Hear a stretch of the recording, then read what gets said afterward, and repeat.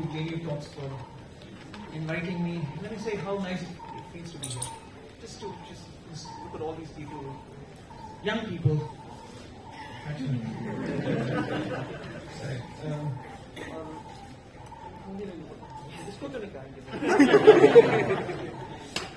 We never taught these people.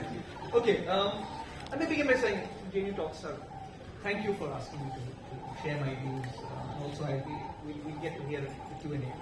But it just feels nice to be here. It just feels genuinely nice to look at all these people waiting to hear something, to wrap our heads around a world that is simply impossible. It is not just impossible, but it's also at an impasse. We just do not know. And I'm told that some of the most creative moments happen when we have the most impossible situation. So let us never lose hope. Okay, I completely agree with the response that Ajay made at the beginning. You can never lose hope, however bad things may be. Hope springs eternal, as we say. And it is with that optimism that we need to think about where we move on. My main interest is how to redeem this century. It's been 24 years of the 21st century, and they have been really, really bad. Many of you may have been born around the time of the turn of the century or in this century itself, so what I'm trying to convey here is that the 21st century has within it, carries within it seeds of some of the most rotten and despicable aspects and the reprehensible aspects of the 20th century. Okay, this is how I look at the 21st century. To redeem this century, I think there are two crises which, to my mind, will completely define the way that this century pans out and turns out. And I'm sorry to say that on both these crises, here in India, we're completely on the wrong side of history. One is Ukraine, the other one is Gaza. And the fact that people do not realize that we are so miserably on the wrong side of history, I think, is a clear indictment of something that has gone deeply wrong in the very moral fiber of all of us in India. Something really wrong. So let me go back. Remember 2011, yeah, sounds so comprehensive. I think it all begins to unravel around that. Many people in the noble middle class of this country were captivated by this idea that we could actually wage. Who wants to listen as well? But I mean, how naive could people be that you could actually wage a campaign against corruption and not get into the kind of authoritarian regime that many of us knew was impending? So, what I think, if I go back to that year 2011, let me recall three movements that happened that year. One was the Anna movement that happened here in our very own country. One was the Arab Spring, which was a movement that actually had a lot of promise to it, but then, if I use the ideas of pretty Nietzsche, it was the fateful simultaneity of spring and autumn, because it so quickly lapsed into an autumn. But I was very hopeful when I heard about the Arab Spring. When Al Jazeera was still a pretty recent media phenomenon and was extensively carrying the news of the Arab Spring. The other was the Occupy Wall Street movement. Now, what concerned me about our country was the fact that there was so much hoo-ha, hangama, hashrad about the Anna movement, but no one seemed to resonate to the concerns of the Arab Spring and most importantly the Occupy Wall Street movement, which arose because of the depredations of global capitalism. Around that time, I felt that there's something deeply wrong going on in our midst. I remember, and I'm pretty vindictive. I call up my friends and they post time and nahi kaha tha. And I remember a phrase that I used in Urdu, and I should use this opportunity to now switch to Hindi and Urdu as I speak. The phrase that I remember using is, "Ye Modi ka rasta hamwar kar raha aur kuch nahi kar raha." It is paving the way for Modi, and that's exactly what happened here. Now, many of us who I thought should have been a little smarter than that should not have fallen for the complete foolishness of that particular movement. It was backed by the ISIS. People should have known it. The fact that they didn't, I think, represents a lack of political foresight, a lack of political... I wrote. Yeah, I know. No exception. Yes. He's the only person who had this Once we began to become friends. So, as I said, it goes back. But remember, the Occupy Wall Street movement was all about the inequalities that capitalism systemically creates. Now, I think what what we are witnessing in terms of the impasse right now, it's all about capitalism. Capitalism is just not working anymore. Neoliberal capitalism. Yeah, Keynesian capitalism worked. After the Second World War, they were called the golden years of capitalism. The growth rates that were achieved around that time, the employment levels that were reached around that time. Remember, Keynesianism had built into it the aim of full employment. That was something that was completely put aside when you had to turn to the 1980s. Okay? Now, if someone would ask me why this century is so bad, the 21st century, I would go back to the year 1979. Okay? There's a book written by American journalist Christian Carroll. It's called Strange Rebels, 1979 and the Birth of the 21st Century. If you want to understand how thuggish this century is, just go back to that 1 year and you get this century in its peak development. What went wrong in that year? Let me quickly go through 4 or 5 things that happened simultaneously around the year 1979, as a result of which we are in the mess that we are in right now. 2 very significant political leaders came to power. Mrs. Thatcher in the UK, Ronald Reagan came about next year, around that time. 1979 is the year of the Iranian Islamic Revolution. That's my earliest political memory, by the way. Just 4 years old at the time. Somehow it just lodges in your mind. My earliest political memory. Deng Xiaoping's reforms in China, which made China the superpower that it is now touted to be. Pope John Paul II becoming the Pope. He died in 2005, but he plays a very significant and instrumental role in the end of the Cold War. The Soviet invasion of Afghanistan. Soviets got themselves into Afghanistan and they got a bloody nose by being there for many years. It all goes wrong there. So if 2011 things go wrong, 1979 is when things start going wrong. This is the significant right-wing turn, the neoliberal turn that is happening across the world. And I think we need to understand all of this that is going on. Now my point is that all of this created a certain notion of individuals as mere consumers, that citizens were consumers, that we do not fraternize, we do not have solidarity, we cannot create the kind of bonds that we are trying to create this afternoon. What it did to people, Ajay also hinted at this point, is that it locked people into these silos of lonely solitude. The idea was, just be happy in these little lonely silos of solitude. In your realms of civic privatism, forget about the political. There are big guys who can take care of the political. And this is where the whole question of the apolitical sets in. Okay, this locking of people into what I keep calling the silos of solitude. The idea that you can aspire to a better life. And what form of, what does this aspiration take? Gadi, bangla, makan, or maa agar ho to wo bhi acha hai. One of the famous dialogue. This is all that politics has been able to inspire people to do. And the whole Modi phenomenon is actually built around this. It comes from this aspirational middle class system. Now, I do not see any exceptionality to India. I think India is pretty much going along with the way the world has been going. I mean, there are people who seem to feel that we are on the cusp of some incipient greatness, which I do not think will ever happen. But my point is that what we are seeing is not something that has happened in a flash. It's been going on for decades. And the fact that many of us were oblivious to this particular going on is perhaps a reflection of our own lack of political insight. Now let me come to what must be done now. I will have to speak about Ramzan. I was naive enough to believe that when Ramzan would begin, maybe the Israelis would. They did not. Now that tells us the levels of depredation, the levels of depravity that we are witnessing here. This year Ramzan will be very special for me. I'll be fasting more than I usually do in solidarity with Gaza, because this is fasting. I mean, as a younger person, I was not a great practicing Muslim. But things have changed. I'm getting older now. And I realize that there's a certain solidarity that this creates.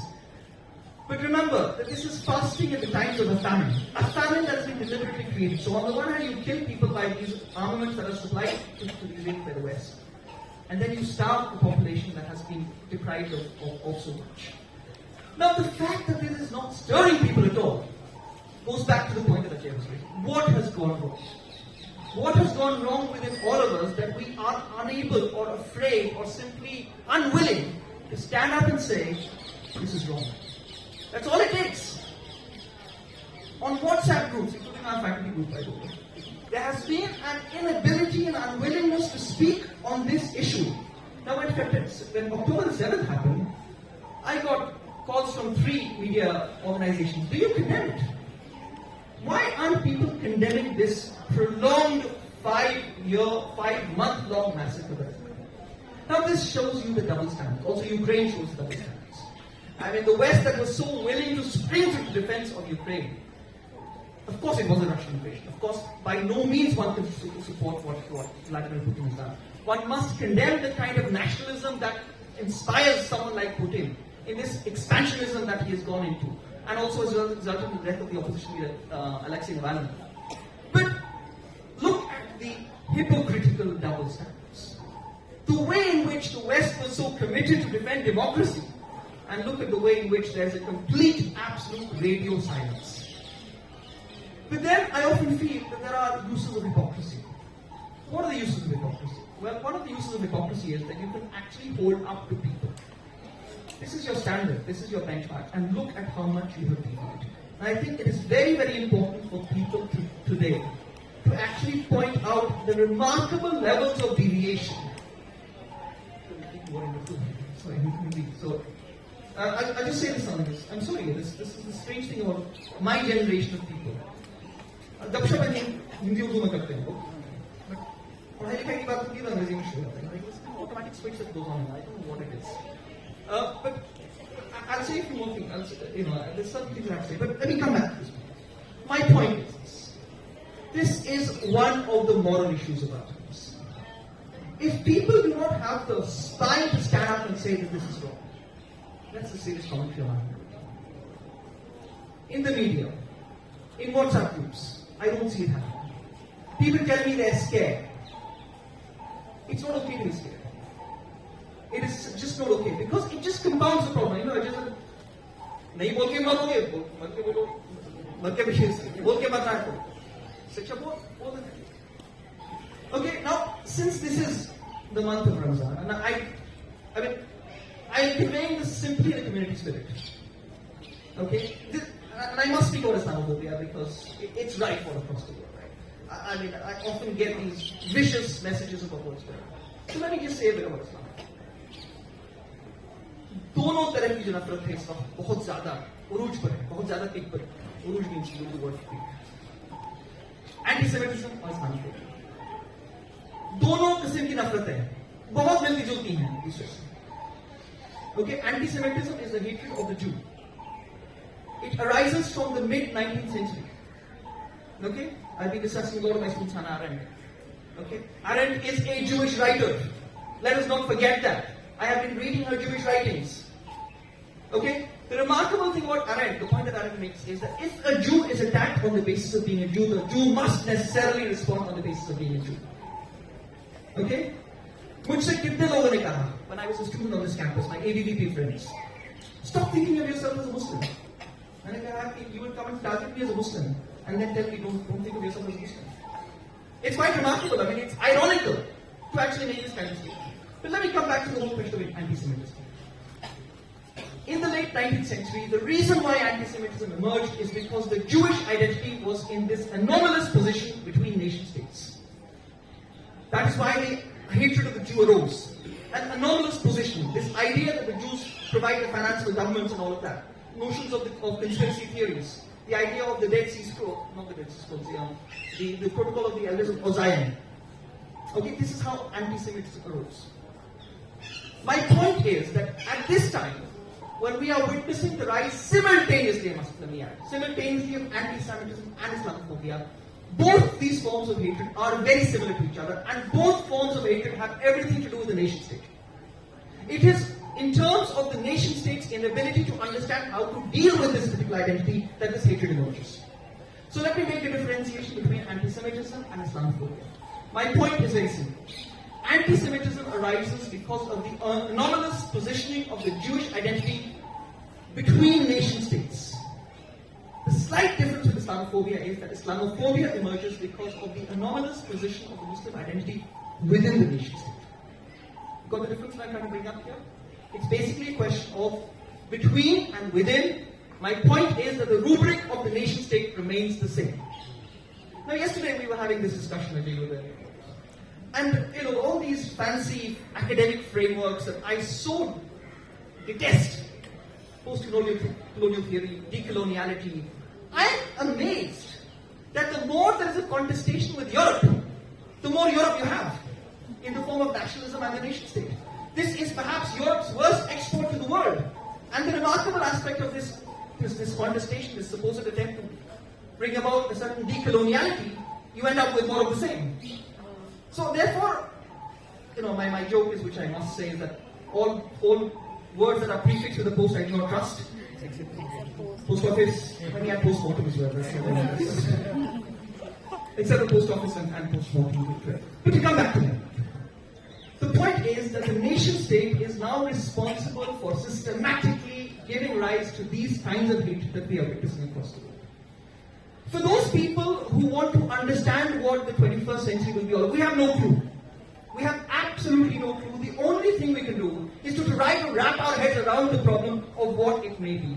But having said that, let me just say that what intelligent people like all of you at this university, despite the absolutely anti-intellectual things that are said about this university, what we can do is to be able to glean what the future may look like.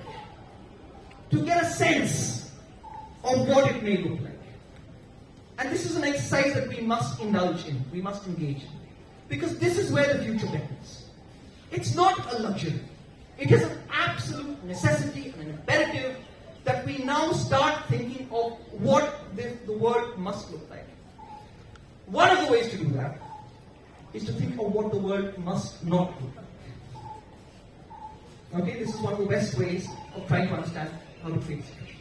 What the world must not have is more of the kind of nationalism that we have been witnessing. It is solving no problem whatsoever. The great British historian Eric Hobsbawm famously said that the historian is the poppy grower to nationalism. Nationalism is a narcotic. It's a nasha. The nasha of nationalism.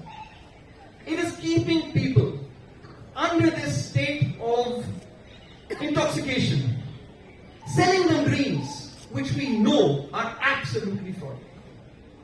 It will not solve the climate crisis.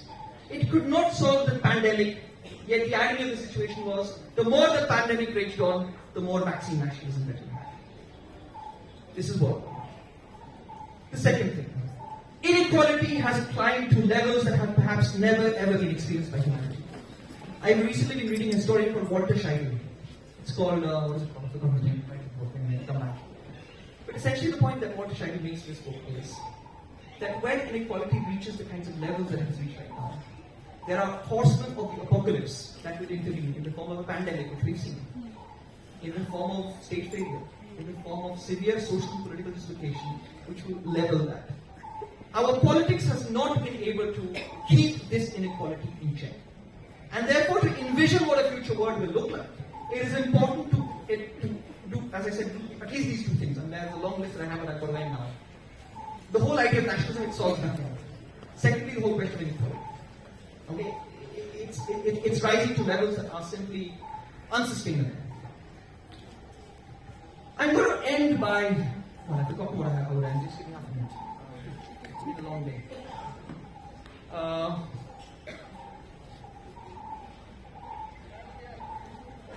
Okay. In terms of the notion of the political and legal,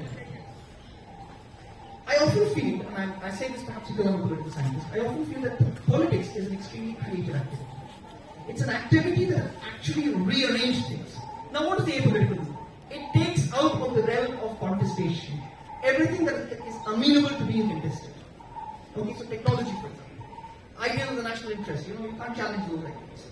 And therefore, for young people, I would encourage you to think, out of the box is cliche, but certainly creatively, think politically creatively.